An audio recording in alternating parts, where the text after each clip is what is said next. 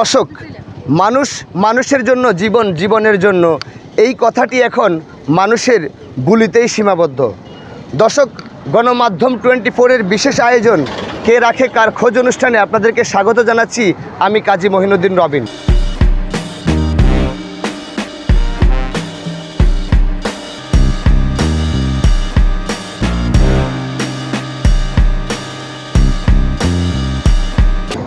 বলছিলাম প্রান্তিক যাযাবর জনগোষ্ঠী বেদে সম্প্রদায়ের একটি পরিবারের কথা। দর্শক, আমার পেছনে যে পরিবারটি দেখছেন, এই পরিবারের প্রধান কর্ণধারের নাম হচ্ছে আবুল খায়ের। তার 6 মেয়ে 3 ছেলে, 9 ছেলে মেয়ে নিয়ে তিনি এই ফুটপাতে, অর্থাৎ সোনাপুর টু ফেনী যে মহাসড়ক আছে, এর বুইয়ারহাট যে বাজারটি আছে, এই বাজারের পাশে এই ছাপড়াগড়ে 9 জন পরিবারের সদস্য নিয়ে দীর্ঘ 35 বছর এখানে বসবাস করে আসছে। তাদের আগে যে পেশা ছিল ঝাড়ফুঁক এবং কবিরাজি চিকিৎসা করে তাদের পরিবার পরিজন চালানো, কিন্তু কালের বিবর্তনে সেটিও এখন হারিয়ে গেছে।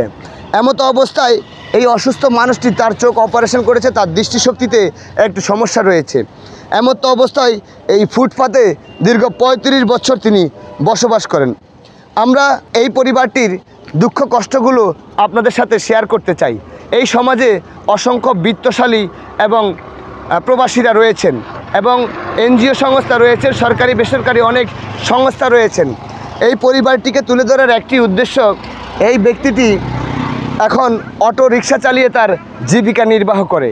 তার পাশাপাশি তিনি একটি জায়গায় 3 থেকে 4 শতাংশ জায়গা কিনেছেন খুব কষ্টে, কিন্তু তার ঘর নেই।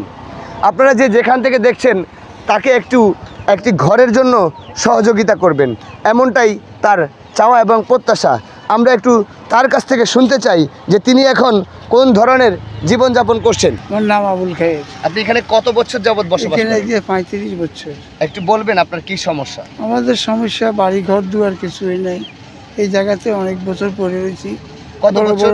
35 বছর। কিন্তু অনেক লোকেরা আমাদেরকে দেখে, এত কিছু সরকার দেয়, মানুষে দেয়, আমাদেরকে কেউ কিছু দেয় না। এই জায়গায় পড়েছি, বাল বাচ্চা নিয়ে অটো রিক্সা চালাই, নির্ভর করে দিয়েছে কোনোরকম চলার মতো এরকম ইয়েটা, কিন্তু আমাদের আর বলতে আমাদের কিছুই নেই। আপনাদের আদি পেশা কি ছিল? আদি ব্যবসা ছিল আমাদের যাযাবর বেদে মানুষ, আমরা ব্যবসা করতাম। ফুটপাত থেকে উঠে গেছে। মানে আগে তো আমরা যাযাবর বেদে গোষ্ঠীকে আমরা দেখতাম, বেদের সম্প্রদায়ের মানুষজন নৌকাতে বসবাস করে ভাসমান জীবনযাপন করতো। আপনারা সেটা ছেড়ে এখানে 35 বছর বসবাস করছেন তো? হ্যাঁ, জানি। এখন আপনাদের কি সমস্যা? একটা ঘর নাই, দুয়ার নাই, আমাদের একটা ঘরের দরকার। আমাদের জায়গায় আমরা কিছু করতে পারতেছি না, টাকা পয়সা নাই, টিন নাই, পালা কিলা নাই, কিছু করতে পারতেছি না, অভাব অনেটনে মানে বাস করতেছি। আপনি জায়গা কিনেছেন কোথায়? জায়গা কিনেছি এই যে ব্রিক ফিল্ডের ওই সাইড দিয়ে, ভিতরে। মানে একতা ব্রিক ফিল্ডের পাশে কিনেছেন? আচ্ছা, এখন কিভাবে দিন চলে? এখন কোন রকম অটো রিক্সা চালে খাই। এখন তো চোখ অপারেশন করে কোথায় যেতে পারি না। তবে সেটা যদি আমাদেরকে সাহায্য স্বরূপ করে, তাহলে আমাদের একটু দয়া করলে আমাদের একটি ঘর হয়।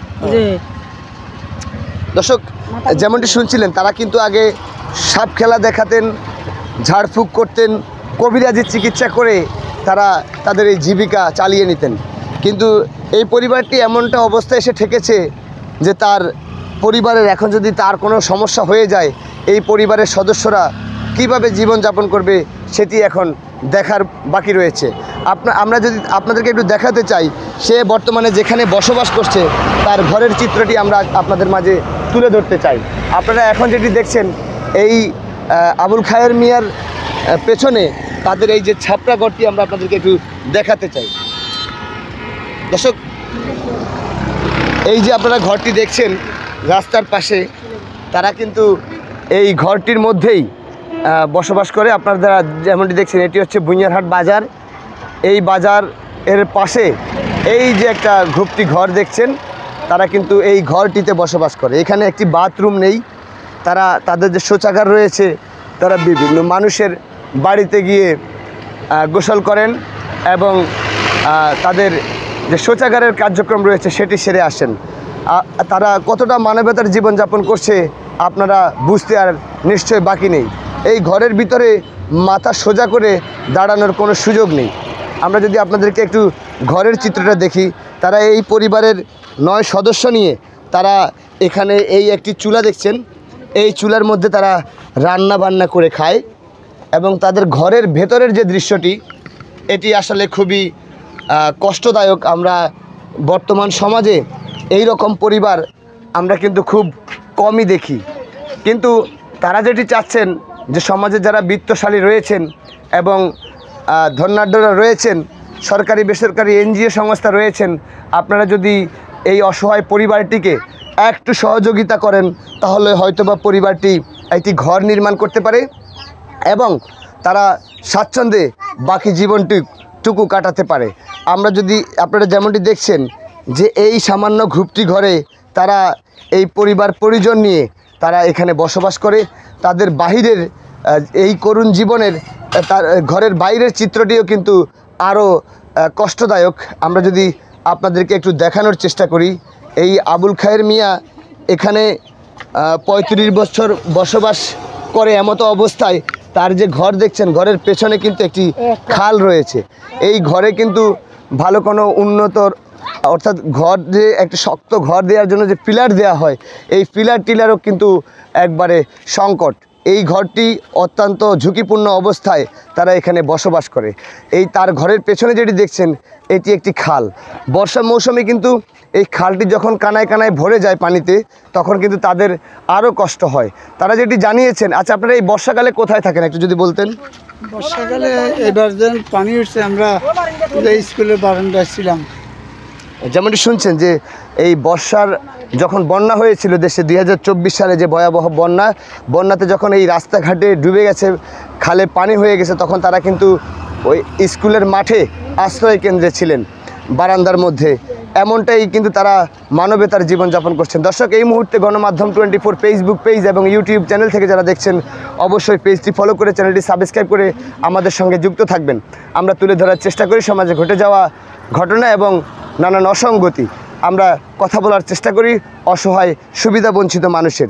আজকে আমরা এই পর্বে আবুল খায়ের মিয়াকে সকলকে সহযোগিতা করার জন্য বিনীতভাবে অনুরোধ জানাচ্ছি। আমরা তার একটি মোবাইল নাম্বার স্ক্রিনে দিয়ে দিব। আপনারা যার সামর্থ্য যতটুকু আছে সেই সামর্থ্য অনুযায়ী আপনারা এই আবুল খায়ের মিয়াকে সহযোগিতা করবেন, এমনটাই প্রত্যাশা। আরও একটি বিষয়, যারা বিত্তশালী রয়েছেন, ধনাঢ্যরা রয়েছেন, আপনারা যেখান থেকে পারেন তাকে একটু সহযোগিতা করবেন। সেই সহযোগিতা নিয়ে সে আগামীর দিনগুলো সুন্দরভাবে বাঁচতে পারে, সেই প্রত্যাশায় এই আবুল খায়ের মিয়া। দর্শক, আমাদের সঙ্গে যুক্ত থাকার জন্য আপনাদেরকে অসংখ্য ধন্যবাদ।